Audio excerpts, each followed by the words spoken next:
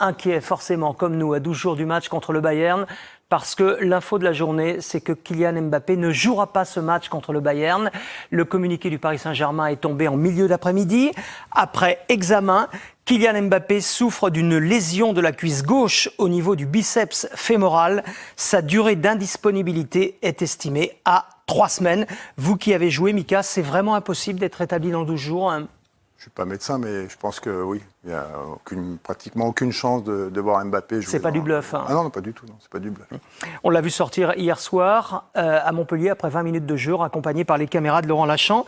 Je vous ai entendu, Geoffroy, vous étiez dans le Late Sport 360, manifester tout de suite votre inquiétude, alors que Christophe Galtier venait de se montrer plutôt optimiste. Pour quelle raison? Déjà, on a des yeux pour voir. Hein. Le langage Christophe Galtier également. Non, mais le langage corporel de Mbappé était pas bon. Son visage était inquiet. Le boitement, alors certes, il est exagéré par le strapping qu'on lui fait après le match, mais quand même, il n'augure rien de bon. Ensuite, puisque vous parlez de Christophe Galtier, on sait qu'il minimise toujours, dans sa première communication, les faits, quels qu'ils soient. Et pour finir, il y a cette fameuse poisse qui colle au basque du PSG à chaque fois que le huitième de finale de Ligue des Champions arrive en perspective, arrive à l'horizon. Les absents, on a la liste... Mais là, il n'y a pas que la Ligue des Champions quand même. Hein, parce que Kylian Mbappé, effectivement, il va rater le Bayern, mais regardez ce qu'il va rater.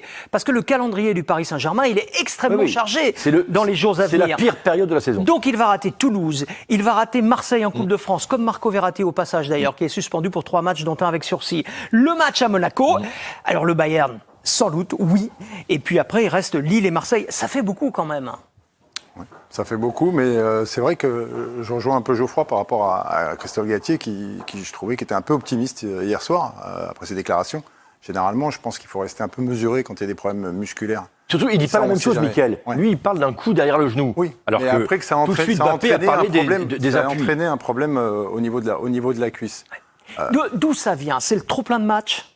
Alors moi, écoutez, j'aimerais bien entendre Mickaël, parce que hier, j'ai dit ce que j'en pense, c'est-à-dire que Mbappé n'a pas coupé après la Coupe du Monde. Oui. Alors on me dit oui, il a coupé entre le 1er et le 15. Il a joué combien de matchs depuis la Coupe du Monde, depuis le début de saison? Alors c'est pas celui qui a joué le plus de matchs, mais vous allez voir quand même qu'il a joué 35 matchs. Ouais. Il y a un match tous les 5 jours. Puis attendez, pas n'importe quel match. Il y a eu 7 matchs de Coupe du Monde, parce qu'il en a fait un bout contre la Tunisie, et une finale de Coupe du Monde. Non, après la Coupe du Monde, vous coupez un mois. Mais par rapport aux autres joueurs européens... Il est dans le top 10. Ah oui, quand même. Ah oui, il est dans le top 10. Et vous allez voir qu'il y a beaucoup de joueurs du PSG qui sont dans ce cas-là. Et bon, alors évidemment, Bruno Fernandes, Harry Kane, les Anglais sont... Mais Marquinhos, 4e, Mbappé, 8e. Voilà.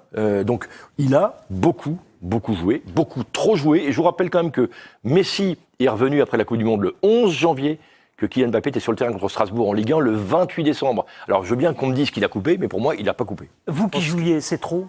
Moi, je pense que c'est beaucoup trop pour les joueurs. Alors, en plus, cette compétition au milieu de la saison. Mais surtout, ce qui est trop, c'est que vous accumulez les matchs. Et Mbappé, c'est un joueur qui est très tonique, qui est toujours dans l'accélération. Donc lui, il a ses muscles qui sont sollicités beaucoup plus qu'un défenseur ou qu'un milieu de terrain. Donc il a plus tendance à se blesser, à avoir ce genre de blessures. D'ailleurs, je crois que les 2 blessures qu'il a eues au Paris Saint-Germain, c'est des blessures à l'ischio-jambier, à chaque fois. Mais moi, ce que j'aimerais bien voir aussi, c'est peut-être que la semaine qu'il a eue de vacances en Amérique, on aurait peut-être dû lui donner au tout début, c'est exactement ce que je pense. Et aussi peut-être comparer, parce que les Allemands, par exemple, ont eu 1 mois de vacances, voir si en Allemagne, il va y avoir autant de blessures que nous, on a en France. Parce qu'en France, on a quand même beaucoup de blessures. Pardon, mais est-ce qu'il avait besoin de jouer en Coupe de France, par exemple, contre le pays de Cassel? Bien sûr que non. Alors, pour marquer un quintuplé pour se rapprocher de Cavani. Mais excusez-moi, vous vous rappelez quand il y a 2 ans, Neymar se blesse contre Caen en Coupe de France. Bon, c'était clairement le match où on pouvait faire jouer les jeunes. Une évidence. Et puis, le fameux match au Qatar. Non, mais alors ça, c'est en Arabie Saoudite, pardon. Il y a quand même aussi un problème qu'a Galtier, c'est que on ne peut pas les sortir, ces joueurs-là. On ne peut pas les ménager. Ils veulent tout jouer du début jusqu'à la fin. Il y a des matchs où je pense qu'au début de saison, moins vers la fin de la deuxième partie de saison, où c'était plus en difficulté, le Paris Saint-Germain, même au début de saison, c'était des 6-1. Mais Strasbourg, il y avait besoin. Là, il faut les sortir, il faut les ménager, ces joueurs. Est-ce que Strasbourg, il y avait besoin? Non. Non, il n'y a pas besoin. Mais il y a beaucoup de matchs où on n'a pas besoin de ces joueurs-là. Mais le problème, c'est qu'on n'a pas grand-chose derrière, donc on est obligé de les faire jouer. Oui, mais lui, au PSG, il y a de quoi faire derrière. Non, mais attention. Je trouve pas trop, au moins. Mais Mickaël, il reste un banc qui est assez limité. Mbappé, il reste sur 4 matchs de Ligue 1 sans marquer, ce qui ne m'arrive quasiment jamais. Tu avais une fois il y a 4 ans, et quand même. vous avez dans l'effectif du PSG des joueurs pour le remplacer sur des matchs de second ordre. On a l'impression que le PSG est maudit avant les huitièmes de finale de Ligue des Champions. Est-ce que le PSG est déjà arrivé au complet pour un huitième de finale? Non. Cédric Granel nous a envoyé la liste. Notre statisticien. Aujourd'hui, et en fait, ça n'est jamais arrivé. Alors, il y a eu parfois l'année dernière contre le Real, au retour, il y avait que Ramos et Herrera. Mais rappelez-vous que Neymar, qui donc est au PSG depuis 5 ans, a raté 5 matchs de Ligue des Champions en huitième de finale, pour cause de blessure. À Manchester United, juste, je vous donne un exemple. À Manchester United, en 2019, il manquait, au coup d'envoi, Neymar, Cavani, Kimpembe, Meunier, Rabiot, rien que ça. Et en plus, le mercato est plus ou moins raté. J'ose à peine vous poser la question du Paris Saint-Germain.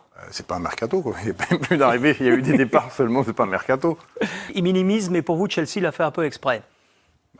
J'ai l'impression que ça a quand même été un peu volontaire de la part de Chelsea. Mais là, il dit qu'il va faire partie du groupe. Mais je peux vous dire que Ziyech, jusqu'à la fin de la saison, il ne jouera pas. Surtout que le groupe, il est étoffé à Chelsea. On va en parler tout à l'heure. C'est compliqué pour jouer. Pour l'instant, on parle du Paris Saint-Germain. Donc attention, danger en Ligue des Champions, mais attention, danger en Ligue 1 également, quand on garde le classement, parce que le Paris Saint-Germain a 5 points d'avance sur l'Olympique de Marseille, 6 maintenant sur Lens. Voilà, aujourd'hui... J'imagine pas un Paris Saint-Germain jouer de la même façon sans Mbappé. C'est surtout ça va influer sur la manière d'aborder le match. Forcément, quand on est adversaire et qu'on se dit que le meilleur joueur, même s'il y aura Lionel Messi, peut-être Neymar, mais quand on se dit que le meilleur joueur ne sera pas là, on l'aborde peut-être plus sereinement. Bien sûr que les Bavarois vont être autant concentrés qu'avec Mbappé, mais c'est pas la même chose. Le joueur qui va le remplacer ne produira pas le même football que Kylian Mbappé. Donc forcément, c'est une grosse perte pour le Paris Saint-Germain. C'est peut-être un joueur qui défendra. On peut se dire ça aussi. Et donc, vous pensez que écoutez, ça peut libérer les autres? Non, mais il faut faire des comptes simplement. Moi, je retiens ce qu'a dit Abdoulhamid en sortant du match au Parc des Princes dimanche soir. défenseur des Reims, et j'y étais. Il dit c'est simple, contre le PSG, on passe le premier rideau défensif puisqu'ils ne défendent pas, et on se retrouve à 11, ou à 10, puisque le gardien reste dans les buts, contre 7 joueurs. Et donc, ça veut dire que ça va obliger le Paris Saint-Germain à changer des systèmes et à rajouter un milieu de terrain. À rajouter soit un milieu de terrain, soit un attaquant, peut-être comme Ekitike, mais qui ira, lui, un peu au mastic pour faire le pressing quand ils auront perdu le ballon. Parce que c'est ça le problème du PSG. On en est là, vous me dites que Mbappé va être remplacé par Ekitike. On a 3 attaquants magnifiques, mais qui défendent absolument pas. Donc en Ligue 1, ça suffit, mais pas en Ligue des Champions. La perte de Mbappé, elle est énorme pour le Paris Saint-Germain, dans le sens où, dans l'effectif, il n'y a personne qui a ce profil, qui a le même type de caractéristiques. Donc déjà, par rapport à l'adversaire, lorsque vous jouez contre Mbappé, vous ne pouvez pas les presser très très haut, parce que justement, vous libérez l'espace dans votre dos, et c'est un joueur qui est capable justement d'exploiter cet espace. Donc déjà, pour le Bayern, c'est une bonne chose, parce qu'ils pourront jouer un peu plus naturellement, ils pourront être agressifs, aller chercher un peu plus haut. Et après, côté Paris Saint-Germain, oui, il n'y a personne qui a ces caractéristiques-là. Donc là, il va falloir trouver un système pour apporter de la vitesse au jeu. Et je pense que ce sera peut-être un retour avec pour les défenseurs, avec des couloirs qui sont exploités. Donner de la vitesse à Hakimi, à Nuno Mendes, mais devant... Oui, Ekitike, c'est le remplaçant dit naturel, mais est-ce qu'il fera ce choix-là? Pas sûr. Oui, c'est vrai qu'on va parler de ce changement de système qui va peut-être se profiler, qui va peut-être obliger effectivement le Paris Saint-Germain à se réadapter. C'est vrai que sans Kylian Mbappé, quand on regarde la liste des joueurs disponibles, mon cher Guy Demel, il y a Hugo Ekitike, il y a Lionel Messi, Neymar sans doute, et les jeunes, Ilyes Ousni, qui a joué quelques minutes en Coupe de France, ça manque quand même de profondeur. Pourquoi vous rigolez? Oui, ça manque. On peut dire oui, on peut dire que ça manque de profondeur. Je pense qu'il y aura. Qu'est-ce qui vous arrive? J'ai donné la liste des joueurs disponibles. Il y a Ilyes Ousni. Non, mais ça va sûrement amener. Oui, mais ça va amener surtout Galtier à peut-être changer une certaine manière d'aborder son animation et son organisation offensive, sûrement. Mais est-ce que ça va être dans le meilleur des sens ou c'est pour rafistoler un tout petit peu? C'est pas pour rafistoler, ce sont des problèmes qui arrivent tout au long d'une saison. Il faut s'y préparer, forcément. Donc je pense que là, il va falloir que Galtier soit créatif, en tout cas dans ses choix. Peut-être justement renforcer son milieu de terrain ou garder le même système et de mettre notre joueur à ce poste-là. Mais par contre, déjà arrivé cette saison. Mais par contre, ce qui va être intéressant pour le Bayern, c'est que le Bayern, avec cette volonté de jouer très haut et avec ce déséquilibre assumé, forcément, ils vont avoir plus de certitude sans la présence. Allez, on a fini le premier tour des tables. J'ai compris vos positions. On a entendu. Mais je voulais que Xavier, parce que vous êtes un peu sceptique, un peu mitigé, mais je voulais que Xavier m'explique en quoi cette absence peut être bénéfique pour le Paris Saint-Germain. Mais dans une situation comme celle-là, elle est subie. Elle n'est pas choisie, elle est subie. Voilà, bon, il est blessé, il ne peut pas jouer. Donc, qu'est-ce qui peut se passer de bénéfique pour le PSG ? Encore une fois, c'est ce Donc, au lieu de 3 joueurs qui ne défendent pas, on n'en aura que 2. On n'en aura que 2.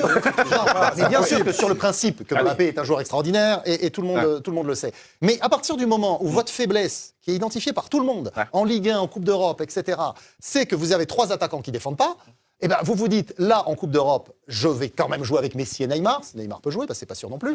Bon, évidemment. Donc, je vais pouvoir mettre un autre joueur, et ce joueur-là, je vais le briefer pour qu'il défende sur les phases et c'est où le qui PSG ce n'aura joueur-là pas. Et ce joueur-là, alors après, c'est un choix que doit faire Galtier. Là, je rejoins tout à fait ce qu'ont dit José-Pierre Fanfan et Guy Demel. Après, soit il va renforcer le milieu, il va libérer Messi et Neymar en les laissant jouer devant, soit il maintient le système qui est celui qu'il utilise le plus souvent, avec Ekitike qui va faire le premier rideau, mais qui lui devra faire les efforts, et puis en s'appuyant sur ce milieu de terrain plutôt... Alors, là, c'est du rafistolage, vous m'expliquez un peu. Non, c'est ce qu'il a fait. Du meilleur joueur du monde, du meilleur joueur qui fait toutes les différences avec le Paris Saint-Germain, qui surnage depuis le début de saison. Mais ils l'ont fait. Si je me fie à ce que Xavier est en train de me dire, dans ce cas-là, on sort Neymar et on sort Messi. Parce que les deux autres ne défendent pas. Et en ce cas-là, on joue que pour défendre. Alors que le Paris Saint-Germain, aujourd'hui, ne sait pas défendre, certes, avec ces 3 joueurs qui les handicapent quand ils sont là, mais quand on les a, autant en profiter, autant essayer de marquer plus. Messi, c'est aussi un joueur hyper dangereux pour les adversaires. Allez demander au Bayern de Munich s'ils sont sereins face à Messi.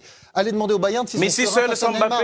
Messi, Neymar et les autres. Et les autres. On l'a vu. Écoutez, Reims, je pense qu'il y a certains de nos abonnés, ils ne savent même pas où c'est. Reims. Ils ont fait match nul au parc et ils auraient pu gagner. Là, ce week-end, l'autre jour, le PSG a perdu à Rennes. Il a perdu à Lens. Parce que les joueurs ne sont pas assez impliqués. Parce qu'on a un collectif où ils jouent assez. Et comment il est serré face au Bayern? Voilà. Plus impliqués. Eh bien, là, ils sont plus impliqués. En Ligue des Champions, ils sont beaucoup plus impliqués. Ils sont plus impliqués en Ligue des Champions, mais ils ont terminé 2e de leur poule, derrière Benfica, et ils ont eu du mal contre la Juventus. Donc, même en Ligue des Champions, quand ils veulent élever leur niveau, ils ont du mal. Ils ont eu fait face au Bayern, on se rappelle, où ils avaient quand même subi, et tous les joueurs avaient montré un autre visage. Ils avaient subi, ils avaient défendu quand même assez bas, et justement, ils avaient utilisé ces espaces-là. Bien évidemment qu'il va falloir mettre le même état d'esprit, le même investissement sur le plan défensif. Mais le match aller était à Munich. Ils avaient gagné, je crois, 3-2 à l'aller à Munich, ou 3-1. Avec un doublé de Mbappé, je et vous le rappelle. ils perdent le retour ici. Faut le signifier, faut le signaler. On est d'accord. Au match aller, ils gagnent parce qu'ils ont une très bonne assise défensive. Allez, messieurs, je vous invite à prendre la direction de Douai. Moi je dis faut que allait bien, moi ça va pas. Non, la nouvelle vient de tomber. Mbappé forfait contre le Bayern. Non, ça va être chaud. Pas que j'ai pas confiance aux jeux de joueurs, mais on n'a pas de remplaçant. Qui peut le remplacer? Carlos Soler? Panneau solaire? Moi je l'appelle panneau solaire parce que à part être là et prendre la lumière du soleil, on dirait il bronze sur le terrain, il fait rien. À part être sous le feu des projecteurs, mais tout ce qu'il projette, c'est sa médiocrité. Même son ombre ne veut plus de lui. Faut pas le mettre sous les lumières, faut même le mettre dans l'ombre. C'est ça ce qu'il veut, mais même l'ombre ne veut pas de lui. Tu vois, mais à part, toi des Carlos Soler, des Sarabia, mais Carlos Soler il a jamais été bon. Carlos Soler était bon une fois quand on a joué contre Maccabi Tel Aviv à Jérusalem. Tu vois, il y en a des fois ils vont à Jérusalem en pèlerinage pour un miracle. Et ben le PSG on a fait pareil. On est parti et il s'est produit un miracle. Là d'un coup, Carlos Soler est devenu bon. Il a mis un but et 2 passes D. D'un coup il est devenu bon. Ça relève du miraculeux. Mais sinon, de base, il est mauvais. Et c'est lui qui va remplacer Mbappé. Non, mais on va mettre qui? Pablo Sarabia? Pablo Escobar Sarabia? Ce mec, c'est une fraude. Il est venu comme quoi, oui, il s'est dribblé et tout, il sait rien faire. Le mec, il joue, t'as l'impression, il sait pas ce qu'il fait. T'as l'impression qu'il trafique avec le ballon. T'as l'impression, il sait pas ce qu'il fait. Tu vois. Mais on aurait dû garder Di Maria. On est là, on l'a vendu et tout. On aurait dû le garder. Ou sinon, fallait prendre Ziyech. Mais c'est là, en fin de mercato, on essaie de prendre Ziyech. Quelqu'un qui vient de dire en fin de mercato, oui, j'ai vu que récemment, Mokanelli. Récemment? Non, mais là, t'es myope. Parce que depuis le match contre Lens, quand Mbappé était tout seul, avec Soler et un autre, et Kitité, on a bien vu qu'il nous manquait quelqu'un, qu'il nous manquait des ailiers. Arrête de mentir, dis pas récemment, arrête de mentir. Ça fait depuis longtemps qu'on voit. Faut arrêter de mentir. Il nous manque un autre ailier. Et là, on va devoir faire avec. Mais sinon, tout le monde est un peu alarmiste. Mais faut pas oublier qu'on a quand même Neymar et Messi. Parce que là, tout le monde crie, non. Il faut pas oublier que Neymar est actuellement le meilleur joueur du PSG. Mbappé a mis 13 buts, mais 0 passe D. Neymar est actuellement à 12 buts et je pense 10 passes D. C'est le meilleur joueur du PSG. On parle comme si Mbappé a quand même fait 4 matchs sans mettre de but là récemment. Faut pas oublier. Et Neymar souvent, quand tout repose sur lui, même s'il est un peu maigre, il est un peu comme ça, il supporte, il pousse pas la salle, mais la pression, t'inquiète pas, il la pousse. On l'a bien vu en 2020, quand il n'y avait pas Mbappé contre l'Atalanta et contre Leipzig, il avait fait son truc, il était là. Masterclass de Neymar, une leçon de football de Neymar. Même en finale, c'est Mbappé qui avait foiré. Sinon Neymar, il avait fait son match. Donc Neymar est là, et faut pas oublier qu'on a quand même Lionel Messi. Non mais on parle de Mbappé, on en fait tout des caisses, on dirait Messi c'est un petit joueur. Il est petit par la taille, mais le talent il est incroyable. On a quand même Lionel Messi. Tu vois, faut pas oublier que contre le Bayern, Boateng il est encore traumatisé actuellement. Boateng actuellement il va encore un psychologue après ce que Messi lui a fait. Ah mais je vous le dis, ça c'est une info confidentielle mais je vous le dis. Les traumatismes, il peut avoir violence conjugale, abus, mais aussi jouer contre Lionel Messi. Ah ça provoque des traumatismes. Sérieusement, demandez aux défenseurs, à certains défenseurs, sérieusement, le Bayern a peur. Et Messi a surtout une revanche à prendre après le 8-2. Donc jouer contre un Messi normal, ça déjà c'est chaud, mais jouer contre un Messi énervé, oh non. À la Coupe du Monde on a bien vu. En plus en ce moment il est en mode Thanos. Toi Thanos il avait toutes les bagues, il avait terminé. Tu vois, claquement des doigts. Là Messi il a tous les trophées, il a terminé. Ah vous inquiétez pas, il va venir là-bas, il va claquer des doigts, on va avoir un autre jeu.